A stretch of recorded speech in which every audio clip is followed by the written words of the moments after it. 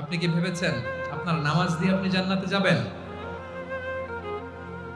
আপনি তাহাজ্জুদ গুজার, সেজদা দিতে দিতে কপালে দাগ ফেলেছেন, এটা আপনারা জান্নাতে নেবে না। আপনি এলাকার সবচেয়ে বড় হাতেম তাই দানশীল, এই দানের ভরসায় বসে আছেন।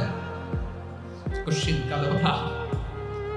আমাদের নামাজ, আমাদের রোজা, আমাদের ইবাদত, এগুলোকে মিজানের পাল্লায় উঠালে কোনো ওজনই হবে না। তবে আমাদের একটা কৌশল জানা আছে, আমরা আল্লাহর রহমতের ভিখারি। আমরা সেদিন আগেই গুনার স্বীকৃতি দিয়ে দেব। আমরা বলবো, আল্লাহ তুমি প্রশ্ন করার আগে তোমার একটা কথা বলি, আমারে কিছু জিজ্ঞেস করো না, আমি সব করেছি। এমন কোন পাপ নাই যে পাপ আমারে দিয়ে হয় নাই। তোমার রহমত দিয়ে তুমি জান্নাতে পাঠাবা, তোমার দয়ায় জান্নাতে যেতে চাই, আমল দিয়ে না। পারবেন বলতে? কিয়ামতের দিন আমরা বলবো, আল্লাহ আমার আমল দিয়ে জান্নাত চাই না, আমি তোমার দয়া দিয়ে জান্নাত চাই।